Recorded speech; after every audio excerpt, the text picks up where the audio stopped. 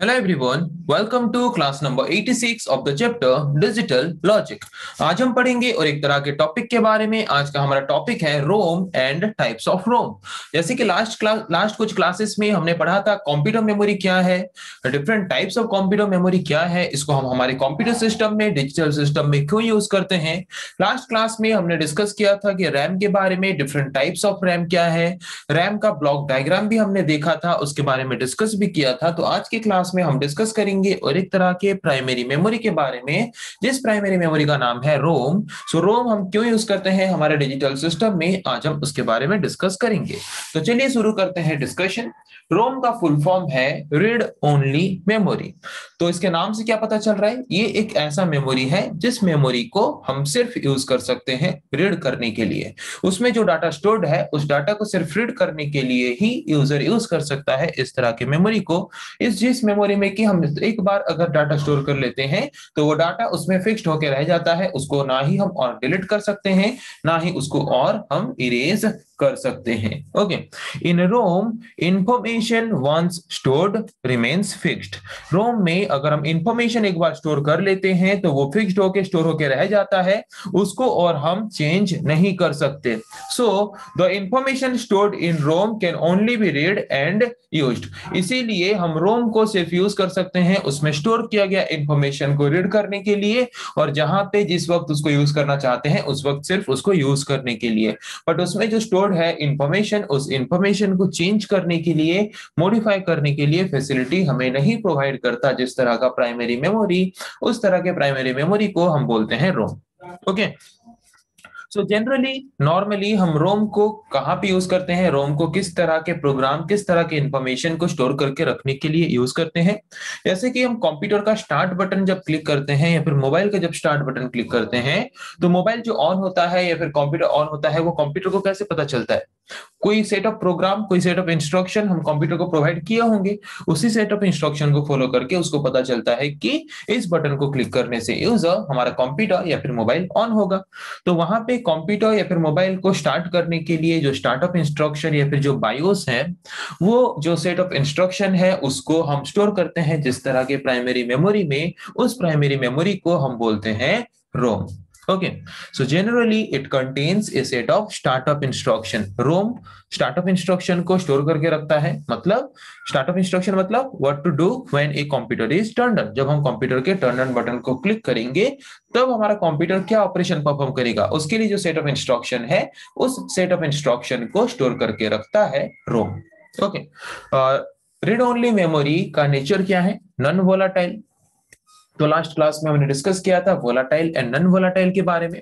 Volatile मतलब जिस तरह के मेमोरी में इलेक्ट्रिकल करंट ना पहुंचने से डाटा जितना भी स्टोर्ड है वो सारे रिमूव हो जाते हैं, उस तरह के नेचर को हम बोलेंगे मेमोरी का वोलाटाइल नेचर। अगर एक मेमोरी में पहले से हमने डाटा स्टोर किया है, उसके पास अगर इलेक्ट्रिकल करंट का फ्लो नहीं पहुंच पाता, फिर भी अगर वो डाटा को स्टोर करके रखता है तो उसका नेचर क्या है? नॉन वोलाटाइल है हमारे मेमोरी का नेचर। ओके, तो वोलाटाइल कब बोलेंगे, नॉन वोलाटाइल कब बोलेंगे, पता चला। किस तरह के मेमोरी के नेचर को वोलाटाइल एंड किस तरह के मेमोरी को नेचर को नॉन वोलाटाइल बोलेंगे वो भी पता चला। तो रोम जबकि उसके पास इलेक्ट्रिकल करंट ना पहुंचने से भी वो डाटा को परमानेंटली होल्ड करके रख सकता है, इसीलिए हम इस तरह के मेमोरी के नेचर को नॉन वोलाटाइल बोल के बोल सकते हैं। वही लिखा है, the contents of the ROM remains stored even is power is turned off. अगर हम पावर फ्लो प्रोवाइड करना बंद कर देंगे फिर भी रोम में, मेमोरी में हमारा जो कंटेंट या फिर इंफॉर्मेशन है वो परमानेंटली वहां पे स्टोर होके रहेगा। ओके, इसीलिए इसका नेचर क्या है? Non volatile. तो अभी हम देखते हैं ब्लॉक डायग्राम रोम चिप का। तो यहाँ पे रैम चिप के बारे में हमने डिस्कस किया था। रैम चिप कैसा था? रैम चिप में हम दो इनपुट सिग्नल प्रोवाइड करते थे, CS1 एंड CS2। उसके बाद दो इनपुट भी प्रोवाइड करते थे, रीड एंड राइट। उसके बाद एड्रेस लाइन। जबकि मैंने यहाँ पे 128 बाइट का रैम यूज किया था, तो 128 बाइट का रैम जबकि मैंने यहाँ पे यूज किया था, तो 128 मीन्स 2 to the power 7। तो मुझे कितना बिट चाहिए? 128 यूनिक एड्रेसेस क्रिएट करने के लिए 7 बिट। तो यहाँ पे हम 7 बिट एड्रेस भी इनपुट के हिसाब से प्रोवाइड करेंगे। ओके, और यहाँ पे जो आउटपुट जनरेट होता था, हर जो वर्ड है, हर इंफॉर्मेशन जो है कितना होता था? 1 बाइट का मीन्स 8 बिट का। तो यहाँ पे हम यूज करते थे एक 8 बिट बस। तो पूरा सिमिलर है उसी हिसाब से रोम भी, बट यहाँ पे रोम हमने यूज किया है 512 बाइट का, मतलब 512 बाइट का हमने यहाँ पे रोम यूज किया है। ओके, तो 512 मतलब कितना है, 2 to the power 9, 2 to the power 9 equals to 5.2, मतलब इतना वर्ड हमारा जो मेमोरी है, रोम है, वो क्या कर सकता है, स्टोर करके रख सकता है।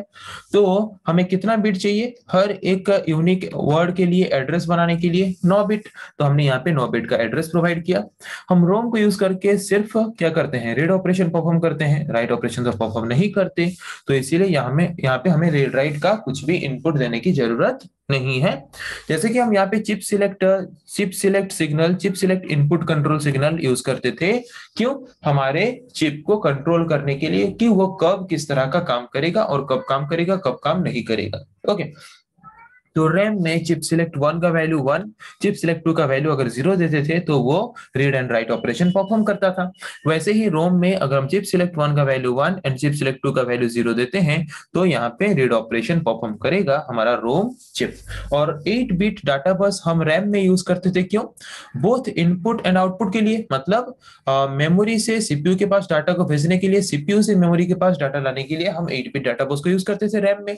बट रोम में हम 8 बिट डाटा बस को सिर्फ यूज करते हैं रीड करने के लिए, मतलब मेमोरी में अगर कोई डाटा है उसको सिर्फ सीपीयू के पास लेने के लिए ही हम 8 बिट डाटा बस को यूज करते हैं। यहाँ पे हम बाई डायरेक्शनली यूज करते थे डाटा बस को, यहाँ पे सिर्फ यूनि डायरेक्शनली, सिर्फ एक ही डायरेक्शन में डाटा को ट्रांसफर करने के लिए यूज करते हैं हम 8 किसमें, रोम में। Okay, a ROM chip has a similar organisation as a RAM chip, RAM chip की तरह रोम चिप का भी डिजाइनिंग ऑर्गेनाइजेशन सेम है।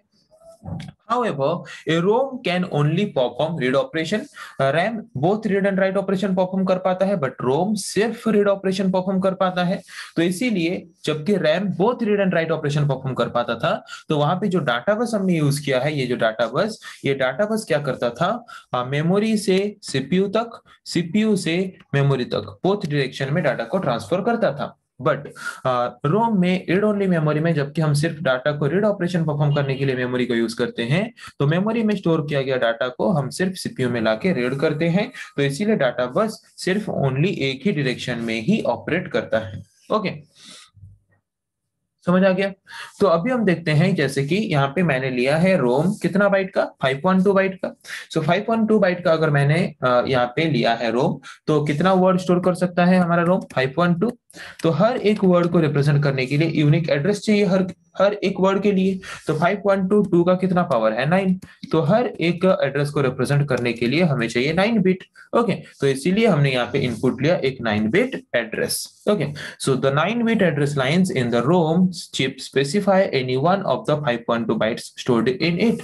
512 बाइट्स में से हर एक बिट में जो डाटा या फिर वर्ड स्टोर्ड है, हर एक वर्ड को यूनिकली आइडेंटिफाई करने के लिए हम यूज करते हैं एड्रेस लाइंस, 9 बिट का एड्रेस लाइंस, हर एक वर्ड को यूनिक एड्रेस प्रोवाइड करने के लिए। ओके, उसके बाद हम यूज करते हैं दो ठो chip select input control signal, chip select 1 and chip select 2। तो जब चिप सिलेक्ट 1 का वैल्यू 1 एंड चिप सिलेक्ट 2 का वैल्यू 0 होगा, तब जाके वो हमारा जो रोम चिप है वो ऑपरेशन परफॉर्म करेगा।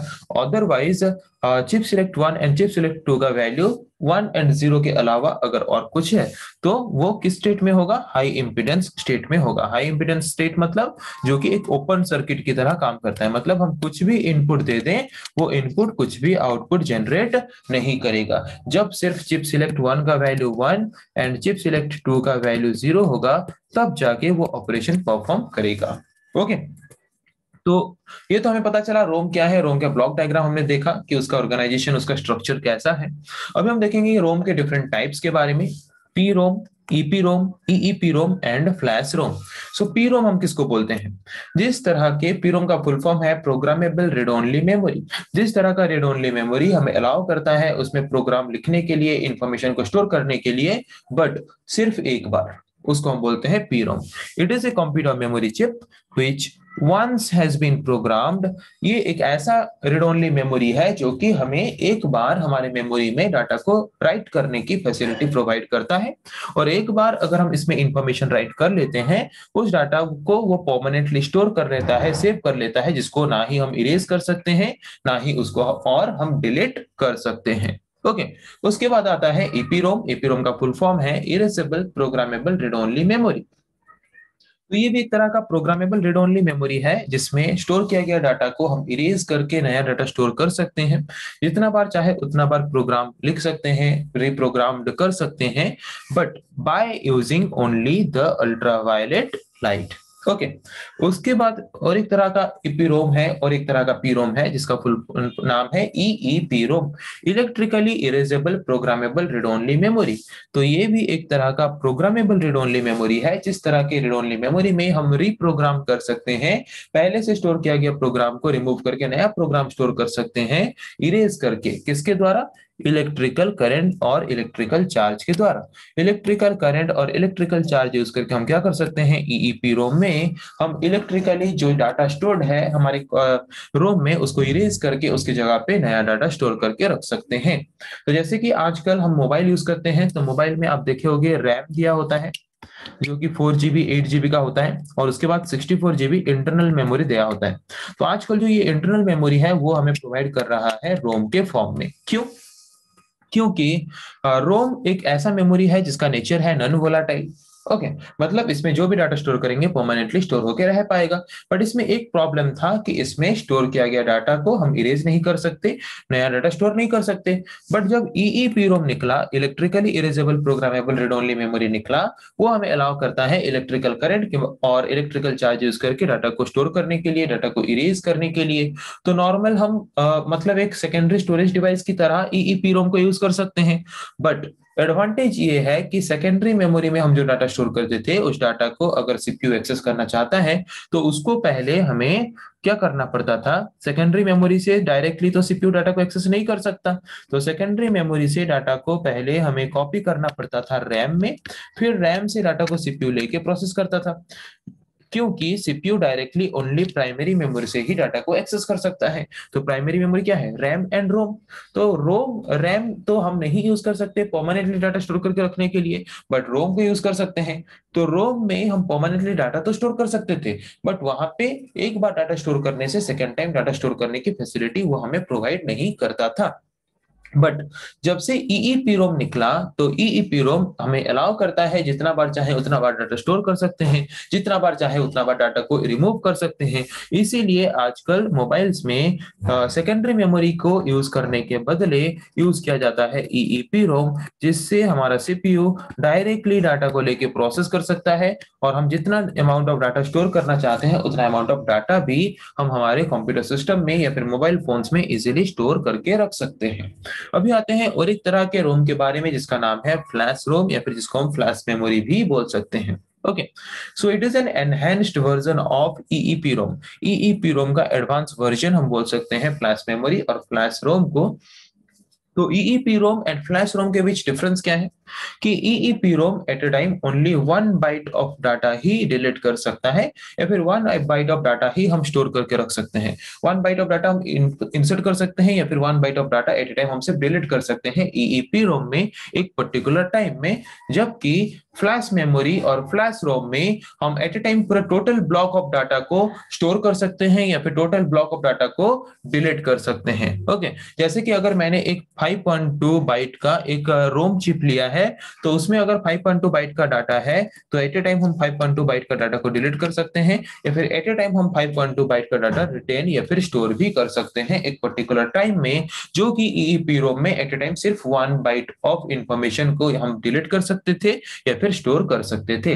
तो जबकि large amount of data, large amount of memory को एट ए टाइम हमारा फ्लैश रोम एक्सेस कर पा रहा है, इसीलिए फ्लैश रोम ज्यादा फास्टर स्पीड में ऑपरेशन परफॉर्म करता है as compare to EEPROM. Okay, so flash memory और फ्लैश रोम को हम मेमोरी कार्ड या फिर स्टोरेज कार्ड भी बोल सकते हैं, क्योंकि इसको हम यूज करते हैं मेनली डाटा को स्टोर करके रखने के लिए, और फास्टर स्पीड में प्रोसेसिंग कैसे हो, फास्टर स्पीड में डाटा ट्रांसफर कैसे हो, उस चीज को ध्यान देते हुए डिजाइन किया गया है इस तरह के मेमोरी को। तो ये एक स्मॉल स्टोरेज मीडियम हम बोल सकते हैं, मतलब एक स्मॉल स्टोरेज डिवाइस भी हम इसको बोल सकते हैं, जिसमें हम different type of data store कर सकते हैं, जैसे कि टेक्स्ट, पिक्चर, ऑडियो, वीडियो, ऐसे different type of data store करके रख सकते हैं। ओके, तो नॉर्मली हम जो मेमोरी कार्ड यूज करते हैं उसी को ही हम फ्लैश मेमोरी बोल सकते हैं, जो कि EEPROM का एक एडवांस वर्जन है जिसमें हम सिक्योरली डाटा स्टोर कर सकते हैं, सेफली डाटा स्टोर कर सकते हैं एंड फास्टर स्पीड में हमारा सीपीयू भी उसको यूज करके ऑपरेशन परफॉर्म कर सकता है। इसीलिए हम फ्लैश मेमोरी को हमारे डिवाइस में यूज करते हैं लार्ज अमाउंट ऑफ डाटा को स्टोर करके रखने के लिए।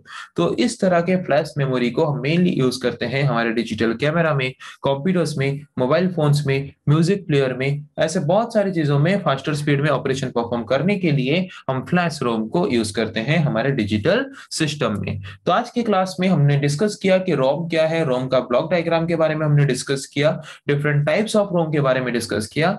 नेक्स्ट क्लास में हम डिस्कस करेंगे ऐसे और कुछ टॉपिक्स के बारे में। आज के लिए इतना ही। Thank you.